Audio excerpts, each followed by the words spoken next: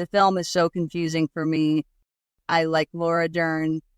I think in general, she is a wonderful actress, but all I can say that Marmee in this one is like a soccer mom. I am not like a regular mom. I am a cool mom. When Laurie first comes and meets Marmee, he says, "Oh, hello, Mrs. March." She's like, "Oh, just call me Marmee." Everybody does. What? No. The one moment that really gets me regards on how Marmee reacts to something in the trailer. We see the girls messing around in their own home, and Marmee says to Laurie, "My girls can be a bit of a handful." Okay, let's say that at home they can be wild little animals. Then what happens in the movie is after Amy hurts her hand and she is babbling to Laurie and whatever, she and the sisters go inside the Lawrence's house and they're all jumping all over the place, screaming. They're acting like banshees. I don't care if it was back then or today. No good parent would just allow their kid to just go nuts. Jo is over cushions and they put their hands on everything without acting respectfully. Marmee is just like, "Oh yeah, this is just how my girls are." And I am like, if I had acted that way in a stranger's house, I probably would have had a whipping. I would have probably be grounded, no TV for a week or something like that. I got secondhand embarrassment from just seeing that, especially on that time period. How do you sit there and just go like, "Oh yeah, this is totally fine"? Mari would have never have allowed it because she still wants them to act like respectable people. Obviously not to dampen their spirits or to take away anything, act like adults, act like human beings. I had so many problems with this film. We talked earlier about Uncle March, but you know how in this movie Aunt March is supposed to be a spinster. And this really bothers me. If she is a spinster, why is she constantly trying to marry off these girls? According to Gerwig, she's supposed to be this model for an independent woman for Jo, but then she constantly wants the girls to marry rich. Isn't that contradicting?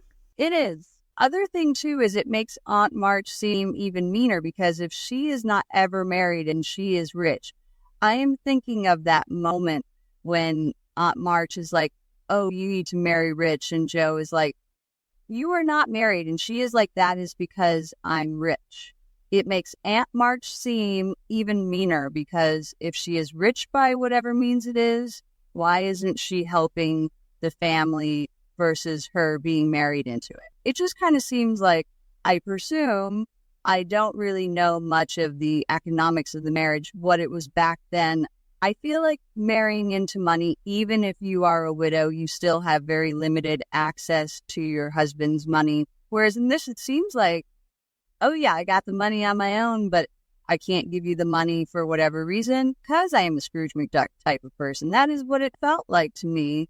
They were clearly suffering financially and she was just not helping in any way. It made Aunt March a lot colder than I think she should have been.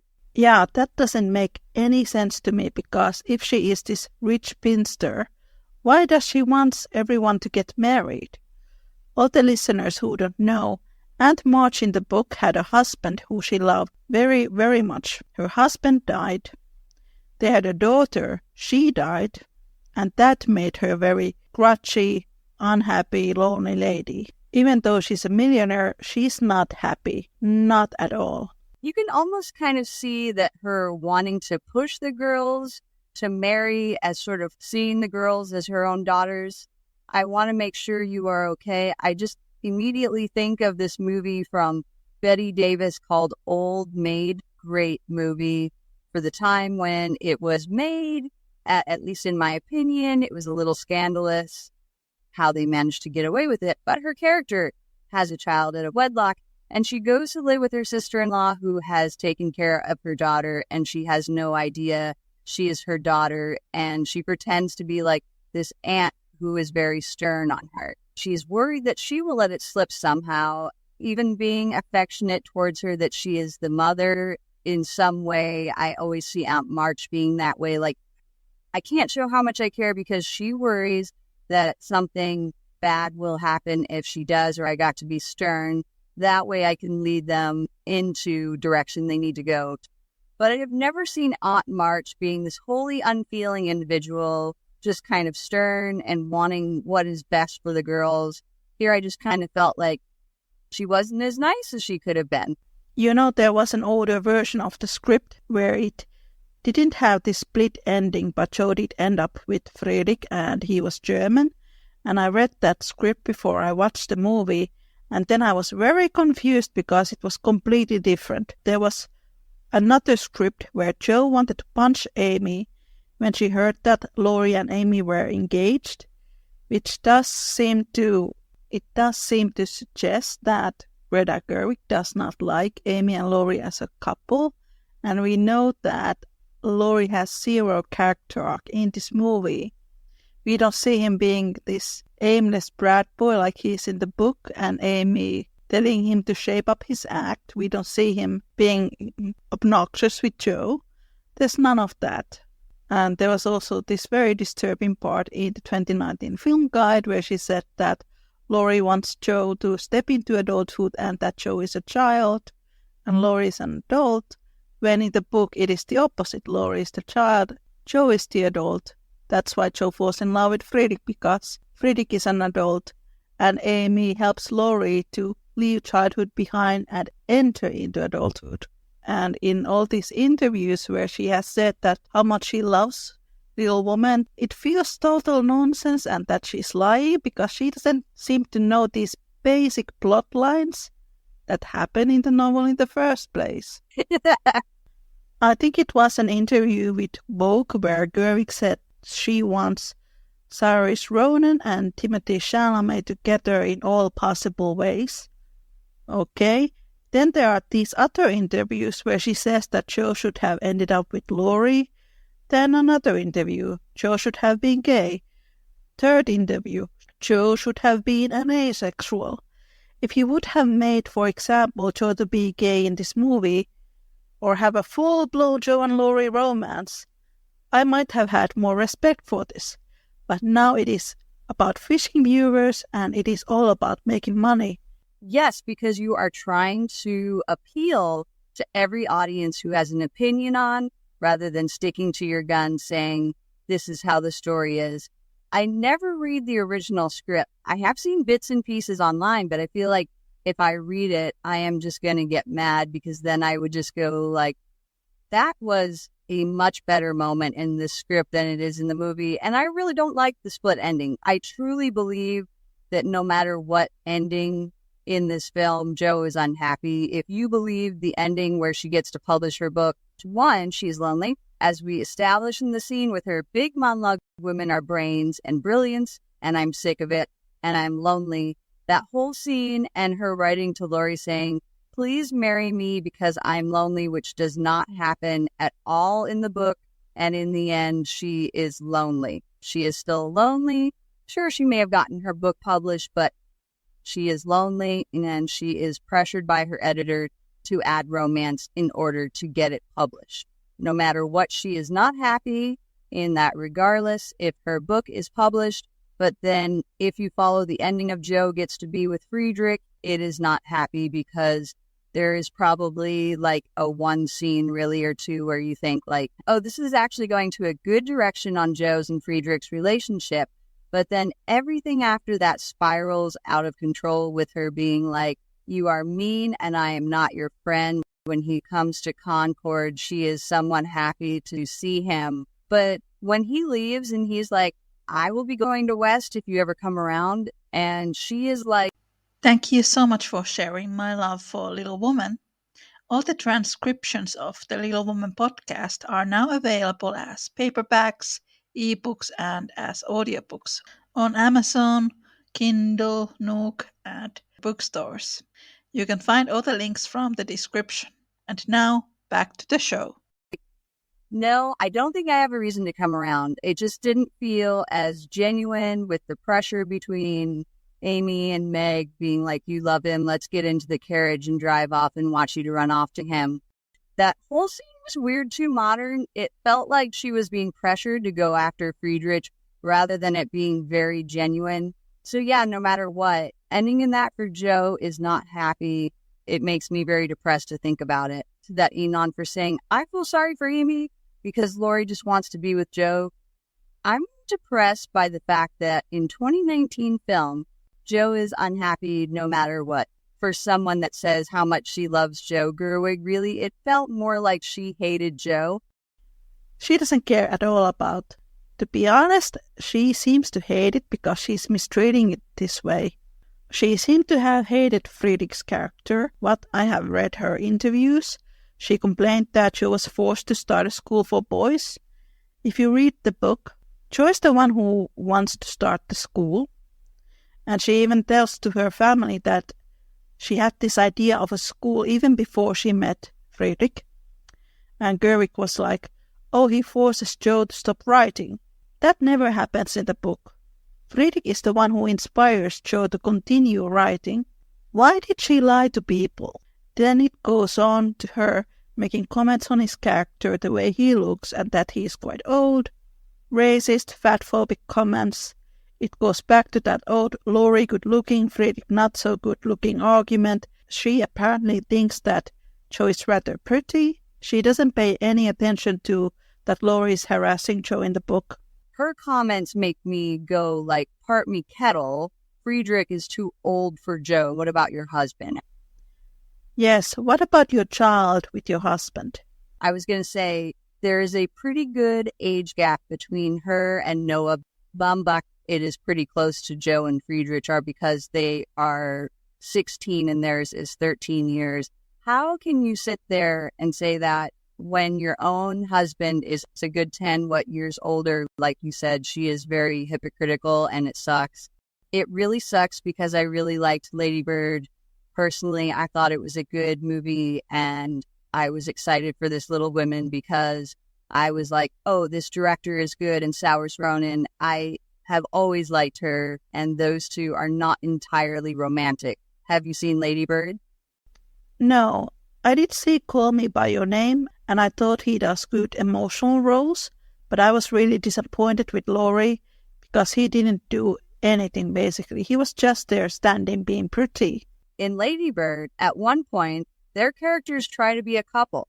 Saoirse Ronan's character is clearly interested in him, and they kind of have a thing, but it comes across, and I think it is rightfully so, their characters come across being awkward together because he is very blowsy about everything. The reason why her character likes him is because he is sort of a cool outsider who doesn't really care about anything of what she wants.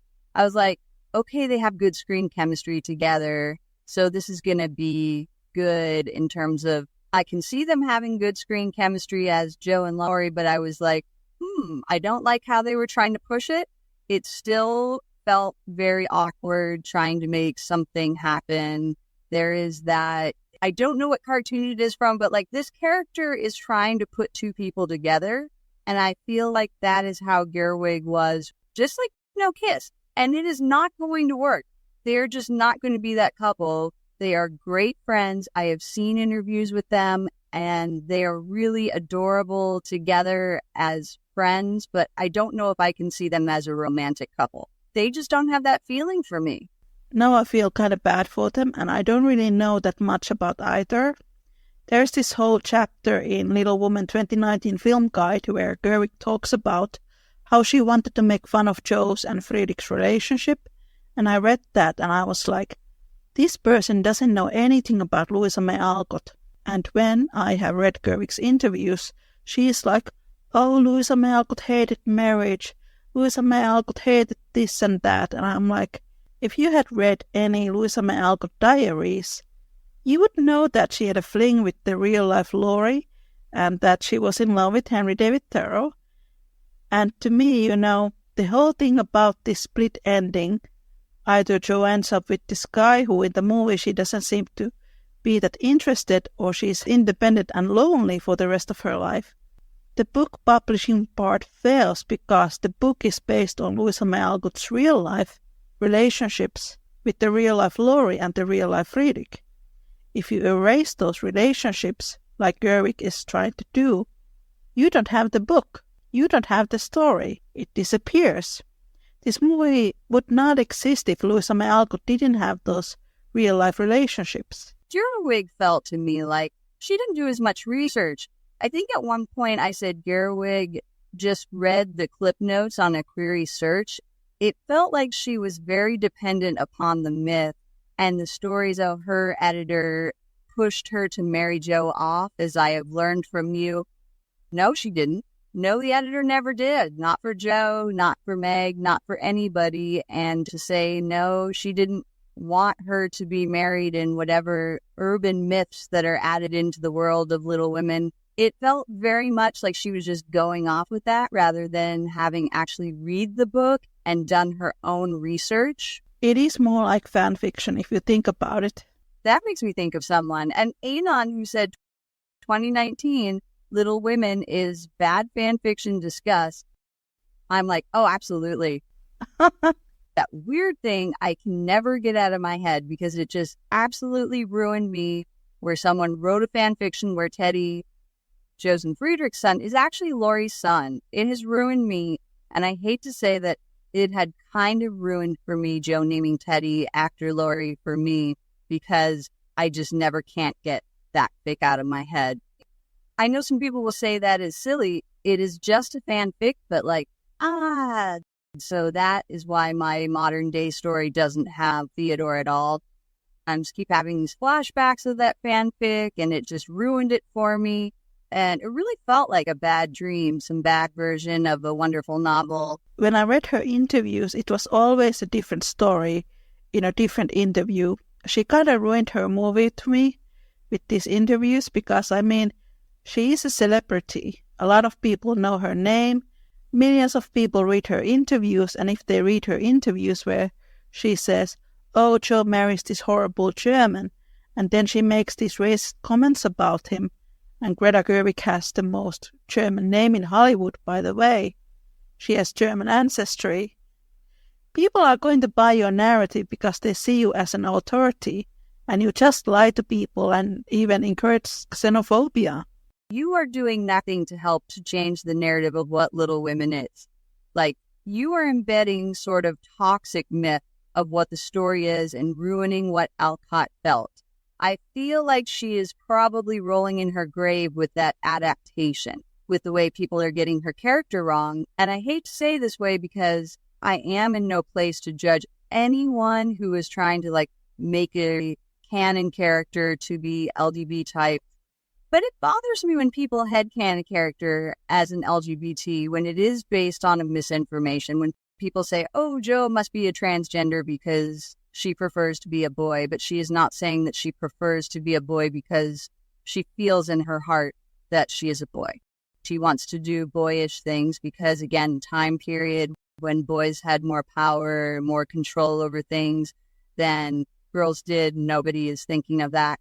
They're just thinking of what they see on the surface. I saw an article. I didn't read it. It wasn't working for me, but I saw someone putting on an article questioning, was Louisa May Alcott herself transgender? Unless you have some serious evidence that she was, other than the fact that Jo, her character, who is her avatar, wanted to be a boy, that must be case enough to prove that she wanted to be a boy herself. I am not buying it. Again, I feel like if you can back it up with something that is not just a stereotype of a LGBT, fine, because I personally have canon Jo as being a demisexual, demi-romantic, but I can at least back it up with what I think and having it be legit rather than to be just because I just want her to be, or because of this false conception that I have of a character and how I think Louisa May Alcott would have wanted her character to be. I have seen people get mad when I am like, I don't agree with Jo being a lesbian. There is not evidence in that. There's more evidence of Amy being bisexual than Jo being gay, seriously. I think at one point she is looking at her classmate. She says she is pretty.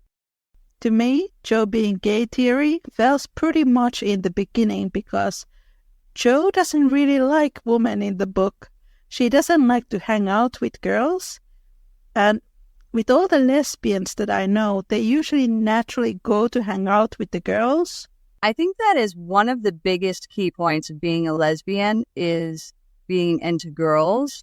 Jo is very much into boys. First, she wants the freedom that the boys have.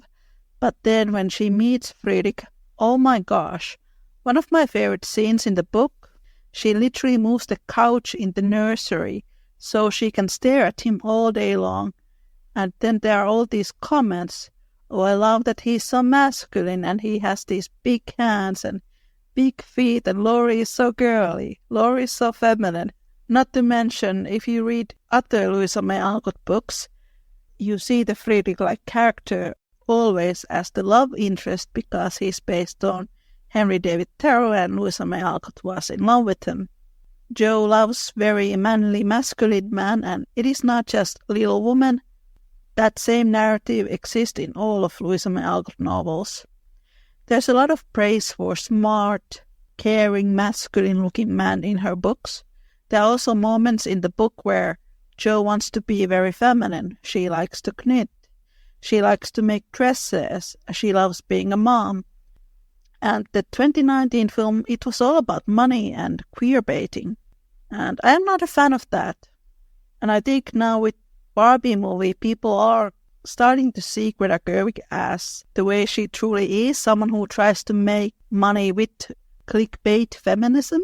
It is not authentic. Novels, and I had not read the script, the early drafts of it, or any of the interviews before, and I already did not like the movie once I saw it, but now sharing those interviews and sharing those quotes and all that, it makes me not only hate the movie more, like from genuinely cannot tolerate it to absolutely hating it. At this point, almost I would be worried if she would have her hands on another adaptation that I would like, or even an adaptation that other people would like, because I don't want anybody else to go through that misery as well, because just like I know a lot of fans of Game of Thrones had that very disappointing ending, and we at the Star Wars community were like, we are so sorry, and then we got our disappointing ending, and all the Game of Thrones fans were like, we totally understand.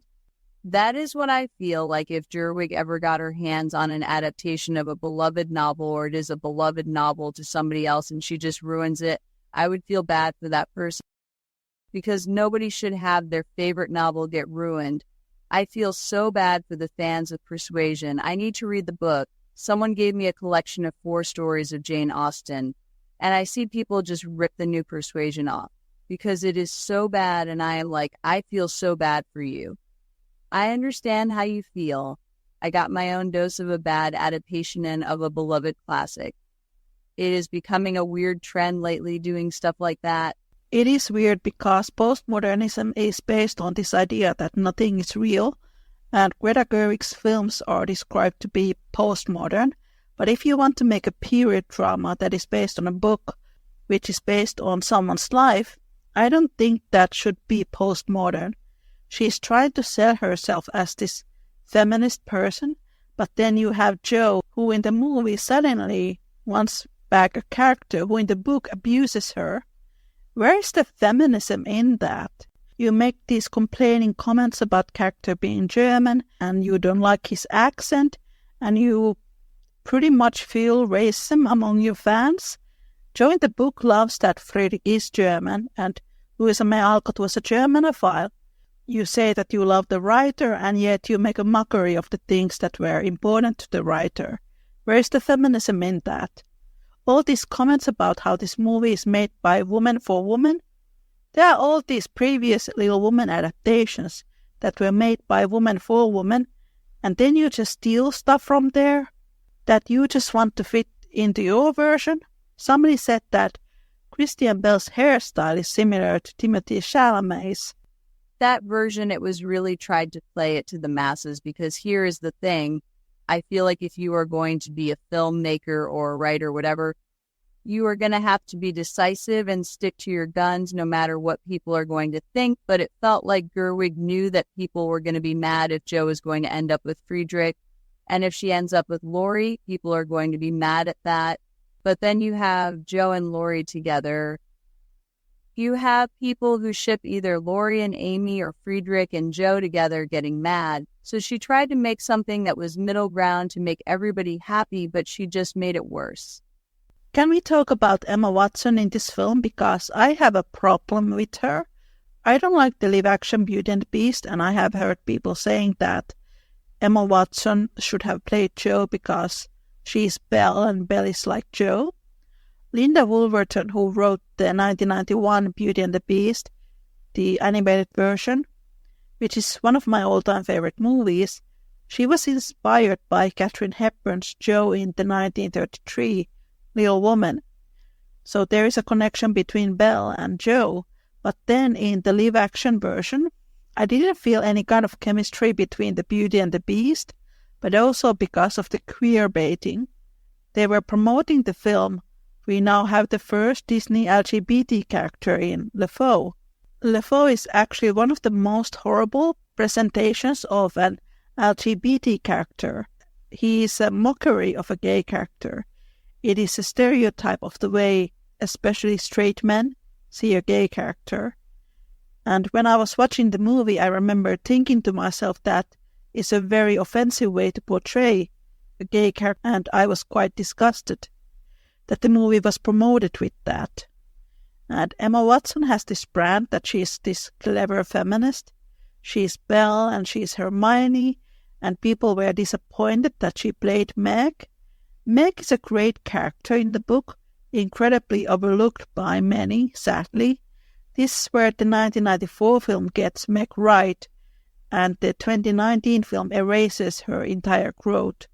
Greta Gerwig was like, oh, when Meg goes to Vanity Fair, she should get a day off for being this struggling person. She needs to enjoy herself. I think this was in the 2019 film guide. Gerwig was like, Meg settles for a poor man. It felt like Gerwig wanted Meg to marry a rich man, and sometimes I feel the same when she speaks about Jo and Friedrich, that Jo should have stayed with Laurie because Laurie was rich, and that doesn't make any sense because the film was made in 2019, not in the 1950s. Jo can combine career, family, and love, and Amy does as well, so they don't need to make this choice. You need to be either an independent spinster or be married, and not to have a career, which is such an old-fashioned way to think about Little Woman, because in Little Woman the woman combined the two, but in the movie, when Meg goes to Vanity Fair, she doesn't have that growth. In the book, she is in the company of girls who treat her like a doll. They are not her friends. Gerwig says that we are just supposed to see her having fun or having a day off from her, quote, miserable life. But in the book, it is the Vanity Fair that makes her miserable. She is not treated well by these girls. They make her feel like she's lesser than them. In the book, Meg doesn't feel like her life is terrible. Even though the family is poor, the family is still pretty happy and pretty content. It is such an amazing scene in the 1994 film when you can see that Meg feels very uncomfortable in that place when the girls are dressing her up and trying to make her presentable. And then she has that discussion about the silk and how her father took a black child to their school and they had to close the school because of that. They don't buy silk because they are against child labor. You see how Meg is a strong character, but all of that was entirely erased from Gerwig's film. This is interesting because the film guide talked about the scene, Meg's meltdown scene, with the silk, how she and John had a big argument, and then I heard later on that it was not in the final film because of Emma Watson's acting skills, and in general, James Norton had to carry her throughout most of her scenes. I felt that the film really pushed Meg and Beth aside in order trying to make room for Jo and Amy. This film really is the Jo show, but they put Jo and Amy in such a contrast between each other that it felt she was constantly trying to pit Jo and Amy against each other. I felt like Gerwig was trying to put some sort of commentary on it, and then she was like, oh, Meg and Beth are just air. They're kind of push on the story to push Jo and Amy's stories along. It didn't feel very genuine, and I felt like we really did lose a lot with them as much as the actresses did try, and I liked Eliza Scanlon to play Beth. I have seen her in another movie, and I like her a lot. I think she did her best with Beth, but I hate to say, I didn't feel too much when she passed. It is one thing to be clever with your parlors or your visual quests. In the 1994 We see Jo wearing red dresses, and we see Beth wearing that later, and we see Meg wearing a blue dress, and later on we see Amy wearing it, but I sort of knew it was going to come because you had already set up the same scene when Beth is out. Jo wakes up and she goes to the kitchen and sees Marmee with Beth, and the second time wakes up alone and goes to the kitchen and sees Marmee alone. 2019, it didn't have the same impact. There could have been, and again, I think it is such a shame because one, we don't dive into either one of those sisters' emotional storylines exactly compared to Jo and Amy, and that is supposed to be one of the most heart-wrenching moments in the book, and we lose that. It felt like Gerwig had, in a way, favorites, but then also torturing those favorites. You just want them to suffer because, I don't know, that is what makes great art. I do feel like their characters were pushed aside. Somebody said that the guy that plays John, James Norton, he is a British actor. He has been in quite a few things. He was in the most recent War and Peace with Lily James. I have seen a lot of people and his fans who were very excited to go to see the movie, and then he was barely in it, and when he was there wasn't much that he said. I agree. I think he's a great actor, but it is like with Laurie or with Fredrik. Gerwig doesn't do anything with the male characters. They are tossed aside. You are supposed to see these couples working on equal grounds with one another. They did not feel very equal partnerships in the way they are supposed to. I think, again, about the 1994 version, there was an interview in one of these special features documentary commentary when someone said that they did not want it to be just the story of the March sisters, but everybody, and it should be everybody. Gabriel Byrne said, when I was growing up, my mother and my grandmother read us Little Women. I grew up loving it so much, so it is not just a girl's book when you only focus so much on the sisters and you don't give any of the male characters their true story arcs. You are ruining it. There are quite a few great male characters in the story. Chris Cooper is a great actor, but I barely saw his and Beth's relationship.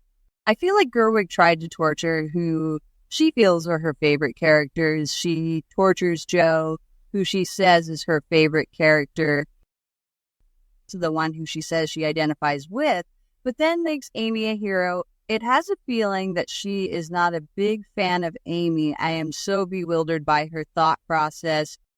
That is why this movie is dead last on our list. One of my friends said that when Beth died, she didn't feel anything in the movie because it did not show the close relationship that Jo had with Beth. When I watched the movie, I thought that Beth's death was only used as a vehicle for Jo to write the novel. Then in reality, we know that Louisa May Alcott's sister, Lizzie, died when she was in her 20s. It was not in any way start of Jo's writing career. Her sister's death in the book changed Jo to become a better person because Beth's death leads to Jo having an identity crisis. She begins to revalue her own life after her sister passes away. That was entirely missing in this adaptation. I think it is a perfect scene in the 1994 film when Beth dies and she and Jo have that last chat together.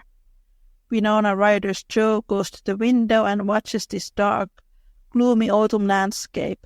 Branches are hitting the window and she is looking at the shadows in the night. Then she goes back to bed and she's dead. Jo's whole life has changed. It is an amazing scene in the 1994 film, but there's nothing like that in the 2019 film. 49 and 2018 films did Beth's death also pretty well. One of my friends said quite recently, you know that scene when Fredrik comes to court Jo in the 2019 film? Jo came downstairs and shuffled bread into her mouth, and my friend said, Jo is supposed to be about 28 now. She has a guest. She lives in her parents' house. 2019 Jo doesn't do any work there. She just hangs out. She's kinda rude. She doesn't thank her mother. She behaves like she's a 15-year-old. I remember this article that I read about Louisa May Alcott. It was based on one of her letters that she wrote to her fans. And the fan was like, I was so sad that Jo didn't end up with Laurie and that Jo had to grow up. And Louisa May Alcott answered her. She wrote, why to think that Jo is 15 or stays as a child when she is 30 in the end of the novel? Why people think that she's beautiful when she's written to be tall and lanky? That pretty much sums it up. Absolutely. I hope that one day we will get another adaptation that will wash out the bad taste in our mouth. I will wait for that one. That was the last ranking chat between I.